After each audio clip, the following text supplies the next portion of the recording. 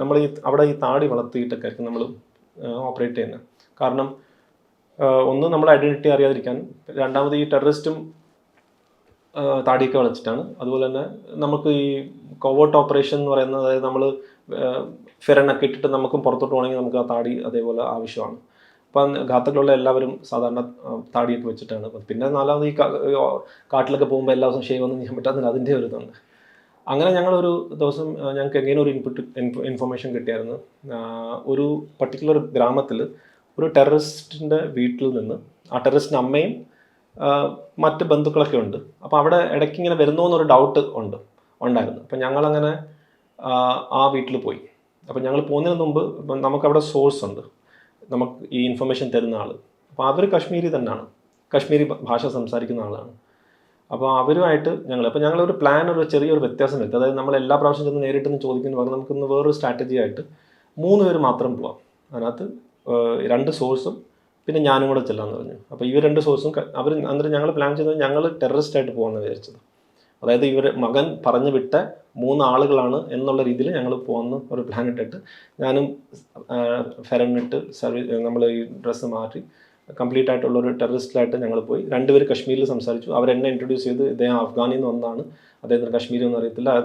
അപ്പോൾ സാധാരണ അഫ്ഗാനിസ്ഥാനിൽ വരുന്നവർ വരുന്നത് അവരൊന്നും മിണ്ടാറില്ല, അവർ മിണ്ടാതെ അവിടെ ഇരിക്കാറില്ല. ബിക്കോസ് അവർ വെളി രാജ്യത്ത് നിന്ന് അന്ന് കുറേ വെളി രാജ്യത്ത് നിന്ന് ആളുകൾ വരുമായിരുന്നു, ടെററിസ്റ്റുകൾ. അപ്പോൾ ഞങ്ങളെല്ലാം കേട്ടോണ്ടിരുന്നിട്ട് ഇവർ പറഞ്ഞു, ഇന്ന് ഞങ്ങൾ കുറച്ച് പൈസയും കൊണ്ടുപോയായിരുന്നു, ഇത് നിങ്ങളുടെ മകൻ നിങ്ങൾക്ക് വേണ്ടി കൊടുത്തു വിട്ടതാണ്. അപ്പോൾ പൈസ കിട്ടിയ വളരെ സന്തോഷമായിരുന്നു അവർ. എന്നിട്ട് അവർ പറഞ്ഞു, മകൻ പറഞ്ഞു, നിങ്ങളിൽ കുറച്ച് സാധനമുണ്ട്, ആ സാധനങ്ങൾ എനിക്ക് വേണം, തരാൻ വേണ്ടി പറഞ്ഞു. അപ്പോൾ അവർ പറഞ്ഞില്ല, എനിക്ക് സാധനമൊന്നും ഇല്ലല്ലോ അങ്ങനെയൊക്കെ. അപ്പം ഞങ്ങൾ നോക്കിയത് ചിലപ്പം AK-47 അങ്ങനെയൊക്കെ കറച്ച് ചില സമയത്ത് ഈ കൺസൈൻമെൻറ്റ് ഇങ്ങനെ ഒരു കൊണ്ടുപോകുന്ന ഒരു സിസ്റ്റം ഉണ്ട് ചില സമയത്ത്. അപ്പോൾ അങ്ങനെ വല്ലതും ഉണ്ടോ എന്നുള്ളൊരു ഡൗട്ട് വെച്ചിട്ടാണ് നമ്മളത് ഒരു പ്ലാൻ ചെയ്ത് കൊണ്ടുപോയത്. അപ്പോൾ അവർ കുറച്ച് കഴിയുമ്പോൾ ഇല്ല, അങ്ങനൊന്നും ഇല്ല എന്നൊക്കെ പറഞ്ഞിട്ടുണ്ടായിരുന്നു. പക്ഷേ നിങ്ങൾ ഫുഡ് കഴിക്കും, വളരെ നല്ല രീതിയിൽ ഞങ്ങളതിരുത്തി ഫുഡൊക്കെ തന്നു. ഫുഡ് ഭയങ്കര നല്ല രീതിയിലുള്ള ഒരു എന്താ പറയുക, മെഹ്മാൻ നവാസി എന്ന് പറയുന്ന പോലത്തെ നല്ല ഹോസ്പിറ്റാലിറ്റിയൊക്കെ കാണിച്ചു. അപ്പോൾ ഞങ്ങൾ പ്ലാൻ അനുസരിച്ച് തന്നെ ഒരു അരമണിക്കൂർ കഴിയുമ്പോൾ ഞങ്ങൾ റേഡിയോ സെറ്റിൽ ഇൻഫർമേഷൻ, വെളിയിൽ ഞങ്ങളൊരാളുണ്ടെന്ന് പറഞ്ഞിട്ട്, അതായത് ഫൗജ് വരുന്നുണ്ട്, ആർമി വരുന്നുണ്ട്, ഓടിക്കണം പറയുന്നുള്ള രീതിയിൽ ഞങ്ങൾ ഇൻഫർമേഷൻ തരുമെന്ന് പറഞ്ഞു. അപ്പോൾ അത് കേൾക്കാൻ വേണ്ടി തന്നെ കശ്മീരിൽ തന്നെ റേഡിയോ സെറ്റിൽ വെച്ചിട്ടുണ്ടായിരുന്നു. അപ്പോൾ അങ്ങനെ ആ ഇൻഫർമേഷൻ വന്ന് ഞങ്ങൾ തന്നെ ആളുകളായിരുന്നു. അപ്പോൾ വന്ന ഉടനെ ഞങ്ങൾ വൈൻഡപ്പ് ചെയ്ത് ഞങ്ങൾ അവിടുന്ന് പുറത്തോട്ട് പോയി ഓടി. അത് കഴിഞ്ഞിട്ട് ഞങ്ങളുടെ ടീമിൻ്റെ മറ്റാളുകൾ വന്നു, ഘാത്തക്കിൻ്റെ. അതായത് വന്ന് ചോദിച്ചു ആ സ്ത്രീ അടുത്ത്, ഇവിടെ ആരെങ്കിലും വന്നിരുന്നു വെച്ചാൽ, ഇവിടെ ആരും വന്നിട്ടില്ല എന്ന് പറഞ്ഞവർ. 5 വർഷമായിട്ട് ഇവിടെ ആരും വന്നിട്ടില്ല എന്നൊക്കെയാണ് പറയുന്നത്. അപ്പോൾ അങ്ങനെ ആരും വന്നില്ല, സത്യമായിട്ട് അവരെല്ലാവരെയും സത്യമൊക്കെ ചെയ്ത്, കൊച്ചുമക്കളെ സത്യം, എൻ്റെ എല്ലാവരെയും സത്യമൊക്കെ ചെയ്തു.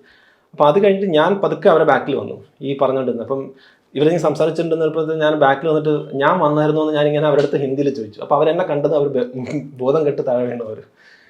അപ്പം പിന്നെ അവർ വെള്ളമൊക്കെ ഒഴിച്ചിട്ട്, അപ്പോൾ അവർക്ക് കാര്യം മനസ്സിലായി. അപ്പോൾ ഞാൻ പറഞ്ഞു, നാളെ നിങ്ങൾ പോസ്റ്റിൽ വരണം എന്ന് പറഞ്ഞു. എന്നിട്ട് ഞങ്ങളങ്ങ് പോയി. പോസ്റ്റിൽ വരണം എന്ന് പറഞ്ഞിട്ട് ഞാൻ അവർ വരുമെന്നുള്ളത് എനിക്കറിയാമായിരുന്നു. അപ്പം എനിക്ക് രാവിലെ അഗെയിൻ എനിക്കെന്തോ ഒരു ഇൻഫർമേഷൻ കിട്ടിയിട്ട് ഞങ്ങൾ വീണ്ടും എൻ്റെ പോസ്റ്റ് മുകളിലായിരുന്നു. മുകളിൽ താഴോട്ടൊരു റോഡ് ഇങ്ങനെ വന്ന് മെയിൻ റോഡിൽ ജോയിൻ ചെയ്തിട്ടാണ് പോകുന്നത്. അപ്പോൾ ഞാൻ എൻ്റെ ജീപ്പിൽ താഴോട്ട് വരായിരുന്നു. അപ്പോൾ ഞാൻ മുകളിൽ നോക്കിയപ്പോൾ തന്നെ കണ്ടു, ഈ ഒരു സ്ത്രീ വെയിറ്റ് ചെയ്യുന്നുണ്ട്. ഇതേ സ്ത്രീ, ആ വയസ്സായ സ്ത്രീ വെയിറ്റ് ചെയ്യുന്നുണ്ട് റോഡിൻ്റെ സൈഡിൽ തന്നെ. അപ്പോൾ എൻ്റെ ജീപ്പ് വന്ന്, എൻ്റെ ഫസ്റ്റ് വണ്ടി പോയി കഴിഞ്ഞപ്പോൾ പതുക്കെ ഞാൻ താഴോട്ട് വന്നപ്പോൾ എൻ്റെ ജീപ്പ് നിർത്തി. അപ്പോൾ അവർ സൈഡിലോട്ട് നിൽപ്പുണ്ട്. എന്നിട്ട് അവർ വളരെ ഉറച്ചത്തിൽ സൗണ്ടിൽ പറയുകയാണ്, എൻ്റെ കയ്യിൽ ഒന്നുമില്ല എന്ന് വളരെ ഉച്ചത്തിൽ. അപ്പം എൻ്റെ ബഡീസ് എല്ലാം ഇങ്ങനെ നോക്കുന്നുണ്ട്, സാർ എന്തോ ഇവർ ചെയ്യുന്നത്, ഇനി വല്ലതും പൊട്ടിക്കാൻ വല്ലതാണോ എന്താണെന്ന് ഒരു ഐഡിയയും കിട്ടുന്നില്ല. എന്നിട്ട് അവർ പതുക്കെ ഇത്രയും പറഞ്ഞുകൊണ്ട് തന്നെ അവരുടെ അകത്ത് ഫ്രണ്ടിൽ നിന്ന് കുറേ മാഗസീൻസ്, ഈ റൈഫിൾസിൻ്റെയൊക്കെ മാഗസീൻസ് എടുത്ത് അകത്തോട്ടിട്ട്, എൻ്റെ ഇതിനകത്ത് ഞാൻ ഇങ്ങനെ ഇരുന്നപ്പോൾ എൻ്റെ അകത്തോട്ട് എടുത്തിട്ട് കുറേ കാര്യങ്ങൾ, കുറച്ച് ഈ എന്താ പറയുക, ഈ ഉണ്ടകളൊക്കെ ഇല്ല, റൗണ്ട്സ്, പിന്നെ വേറെ കുറേ കാര്യങ്ങൾ, അതായത് എക്സ്പ്ലോസീവ് അല്ലാത്ത കുറേ കാര്യം. എന്നിട്ട് അവർ പറഞ്ഞുകൊണ്ടിരിക്കുക, എൻ്റെ കയ്യിൽ ഒന്നുമില്ല എന്ന് വളരെ വലിയ ഒച്ചത്തിൽ പറഞ്ഞുകൊണ്ട് ഇത് ഇട്ടുകയും ചെയ്തു. ഇത് ഇട്ട് കഴിഞ്ഞിട്ട് അവർ പതുക്കെ നടന്നങ്ങ് പോവുകയും ചെയ്തു. അപ്പം അവർ പറയേണ്ട കാരണം എന്ന് വെച്ച് കഴിഞ്ഞാൽ, അവരുടെ പേടി ഞാനിതൊന്നും എല്ലാം തന്നെന്ന് നാട്ടുകാർ ആരെങ്കിലും അറിഞ്ഞു കഴിഞ്ഞാൽ ഈ ടെററിസ്റ്റ് എന്നെ വിടത്തില്ല. അപ്പോൾ അവർ വീണ്ടും കരയുകയാണ്, എൻ്റെ അടുത്ത് ഒന്നുമില്ല. എന്നിട്ട് പതുക്കെ ആരും കാണാതെ ഈ സാധനങ്ങൾ എടുത്ത് എൻ്റെ ഇട്ടിട്ട് ആരും പോയി. അപ്പോൾ ഇതൊക്കെയാണ് അവിടുത്തെ ഒരു വളരെ എന്താ പറഞ്ഞ ഒരു വിചിത്രമായിട്ടുള്ള സ്റ്റോറീസാണ് ഇങ്ങനത്തെ. അതായത് ആളുകൾ എങ്ങനെയാണ് പ്രതികരിക്കുന്നതെന്നൊക്കെ ഉള്ള ഒരു കാര്യങ്ങളാണ്.